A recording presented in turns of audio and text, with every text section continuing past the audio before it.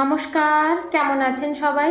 মধুমিতার আবারও একটা নতুন ব্লগে আপনাদের সবাইকে স্বাগত জানাই। আপনাদের সামনে হাজির হয়ে গেছি আবারও একটা নতুন দিন, নতুন একটা ব্লগ নিয়ে। আশা করব অন্যান্য দিনের মতো আজকের এই ব্লগটাও আপনাদের ভালো লাগবে। আজকের সন্ধ্যে থেকেই আপনাদের সঙ্গে আমি আমার ব্লগটা শেয়ার করছি। তো এখন বাজে সন্ধ্যে 6টা, বাইরে হচ্ছে প্রচণ্ড বৃষ্টি। তো সেই সুযোগে বাড়ির সবার আবদার গরম গরম একটু পেঁয়াজি ভাজার জন্য। তাছাড়া বাইরে এরকম বৃষ্টির ওয়েদার হলে ঘরে কিন্তু তেলে ভাজা খেতে ভীষণই ইচ্ছে হয়। তো সেই জন্য আজকে বানিয়ে নিচ্ছি পেঁয়াজি। তো এখানে পেঁয়াজগুলোকে প্রথমে কেটে ভালো করে নুন দিয়ে মাখিয়ে নিয়েছি। ওই পেঁয়াজ থেকে যে জলটা বেরিয়েছে ওই জলেই আমি বেসনটাকে মাখিয়েছি, এখানে কোনো আলাদা করে জল ব্যবহার করিনি। তাহলে দেখেছি খেতে ভীষণই ভালো হয় আর মুচমুচেও হয়। ছেলের জন্য একটু আলাদা করে বের করে রেখে তারপরে আমাদেরটাতে লঙ্কা দিয়েছি। এভাবে একটু ভালো করে মেখে নিয়ে তারপরে এগুলোকে ভেজে নেব। কড়াইতে তেলটা আগের থেকেই গরম করতে বসিয়ে দিয়েছিলাম। তারপরে এই পেঁয়াজিটা মাখাচ্ছিলাম, ততক্ষণে তেলটা গরম হয়ে যেতে এবার তাড়াতাড়ি করে নেব। আর এই লঙ্কা হাত করলে তো আমার হাত ভীষণই জ্বালা করে। আপনাদের কাছে যদি কোনো উপায় থাকে তাহলে অবশ্যই আমাকে কমেন্ট করে জানাবেন যে এই হাতে যদি ঝাল লেগে যায়, প্রচণ্ড জ্বালা করে, তার থেকে বাঁচার কি উপায়, সেটা অবশ্যই আপনারা যদি জানেন তাহলে আমাকে অবশ্যই জানালে আমি ভীষণই উপকৃত হব। কারণ আমার খুবই কষ্ট হয় যখন কোনো লঙ্কা দিয়ে কোনো জিনিস মাখাই, তো তারপরে কিছুক্ষণ পরে যখন হাতটা ধুয়ে নিই তারপরে ভীষণ জ্বালা করতে থাকে, মানে এতটা পরিমাণে জ্বালা করে যে অস্বস্তি লাগে আর কি, মনে হয় ঠান্ডা বরফ জলে হাতটাকে ডুবিয়ে রাখি। তো এদিকে তেলে ভাজাটা ভাজা হয়ে গেছে, তারপরে সন্ধ্যাবেলার মুড়িও খাওয়া শেষ। চটজলদি করে রুটিটা করে নিচ্ছি, কারণ আজকে বৃষ্টি হচ্ছে, ওয়েদারটা ভালো নেই। তার উপরে যদি কারেন্ট না থাকে তাহলে কিন্তু ভীষণ সমস্যার মধ্যে পড়তে হবে। তো এদিকে রুটিটা করে নিচ্ছি। তারপরে রাত্রে আবার চিকেন কষা রুটি হবে। দুপুরে চিকেনটা এসেছিলো, আসতে একটু দেরি হয়েছে বলে ওটা আর দুপুরে রান্না করিনি, রেখে দিয়েছিলাম রাত্রের জন্য। তো এখন ওয়েদারটাও ভালো হয়েছে, ভালো কিছু খাওয়ার জন্য। কারণ বৃষ্টির সময় দেখবেন যত সব ভালো মন্দ খেতে ভীষণই ইচ্ছে করে।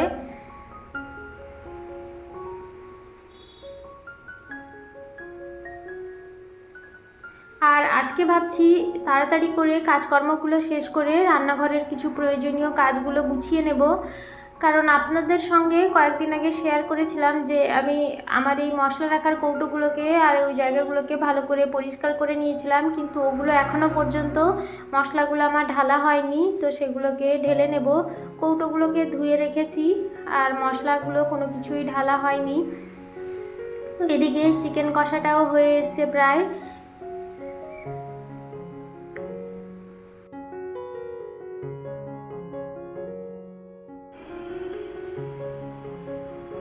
যখন ছোট ছিলাম তখন আমি তো জয়েন্ট ফ্যামিলিতে বড় হয়েছি। ছোটোবেলায় যখন বৃষ্টি হতো তখন তো কারেন্ট ছিলই না, আর যদিও বা ছিল তখন থাকতোই না। বৃষ্টি মেঘ ডাকুক না ডাকুক তার আগেই কারেন্ট চলে যেত। তখন মনে আছে সন্ধে করে সবাই মিলে বসে মুড়ি খাওয়া হতো আর তার সঙ্গে জমিয়ে আড্ডা মারা হতো।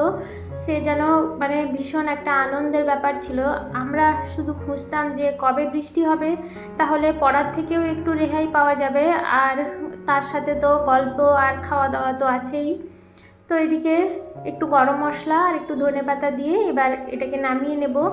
মাংসটাও সেদ্ধ হয়ে গেছে, আলুগুলোও সেদ্ধ হয়ে গেছে।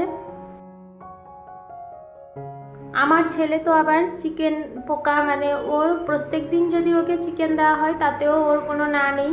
ওকে যদি বাইরের কেউ লোক জিজ্ঞেস করে যে বাবু আজকে কি খেয়েছিস, তাহলে ও উত্তরে বলে যে আমি আজকে চিকেন মটন আর বিরিয়ানি খেয়েছি। মানে চিকেন মটন আর বিরিয়ানিটা ঠিক করে উচ্চারণ করতে পারে না, তো ওই জন্য বলে চিকেন মটন আর বিরিয়ানি খেয়েছি। ও সবাইকে শুধু এই একটাই কথা বলে যে চিকেন মটন আর বিরিয়ানি।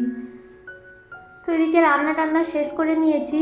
এবার যে রান্নাঘরের প্রয়োজনীয় কাজকর্ম বলতে রান্নার যে সমস্ত প্রয়োজনীয় দ্রব্যগুলো ওগুলোকে হচ্ছে ভালো করে একটা জায়গায় গুছিয়ে রাখা, যাতে রান্নার সময় হাতের কাছে সহজেই পেয়ে যায়।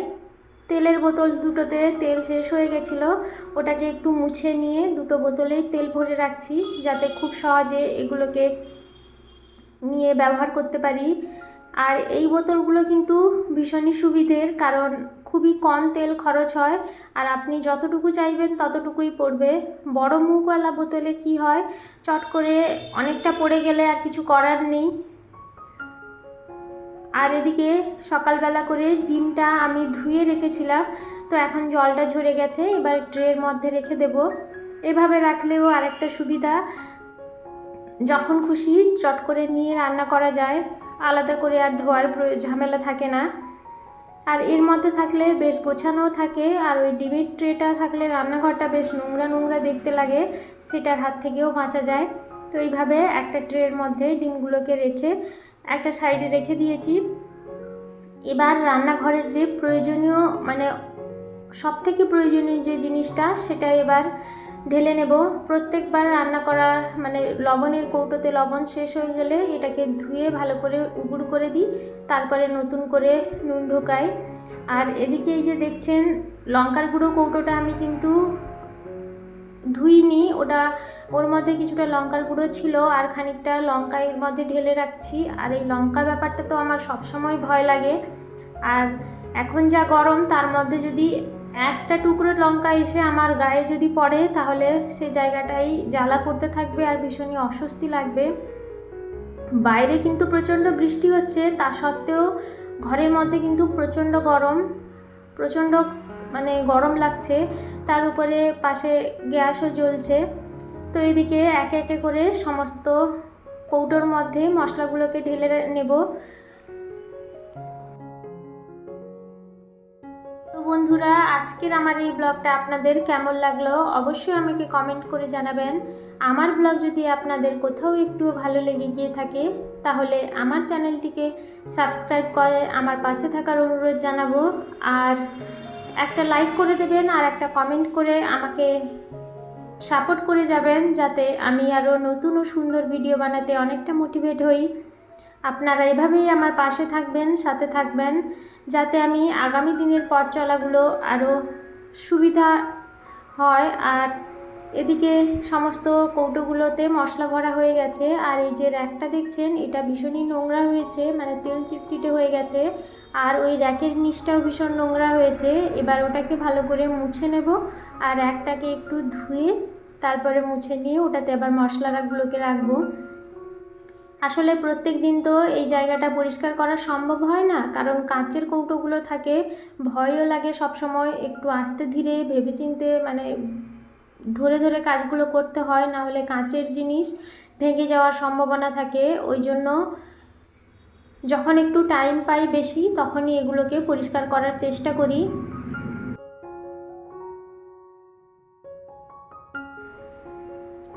কোনো জিনিস যদি সুন্দর করে পরিষ্কার পরিচ্ছন্ন করে গুছিয়ে সাজিয়ে রাখা যায়, সে জায়গার যেন আলাদা একটা সৌন্দর্য ফুটে ওঠে। যতই মানে খারাপ জায়গা হোক না কেন, সেই জায়গাটা যদি পরিষ্কার করে নিজের মতো একটু সাজিয়ে গুছিয়ে রাখা যায়, সেই জায়গাটা কিন্তু অটোমেটিক সুন্দরই দেখতে লাগে। আর জিনিসপত্র ওগাছালো হয়ে থাকলে কিন্তু দেখতে একেবারেই ভালো লাগে না, সে যতই সুন্দর বাড়ি হোক না কেন। এইভাবে একে একে করে সমস্ত জিনিসপত্রগুলো গুছিয়ে রেখে দেব, আর দেখতে কিন্তু ভীষণই সুন্দর লাগছে।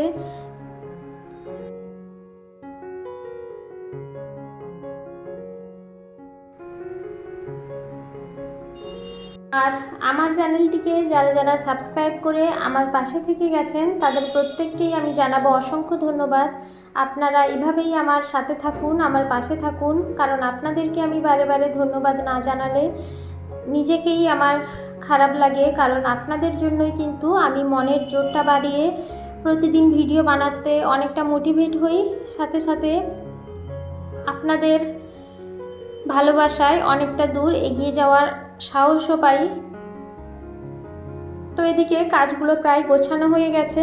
এবার রান্নার পরে গ্যাস ওভেনটা মুছে নেব। আর দেখুন এই যে বাইরে কেমন ঝোড়ো হাওয়া বইছে। এবার গ্যাসটাকে মুছে নিয়ে রান্নাঘরটা মুছে নেব।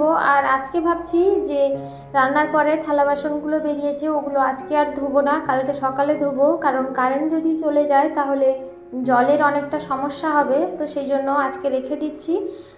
আজকে শুধু রান্নাঘরটা পরিষ্কার করে চলে যাব।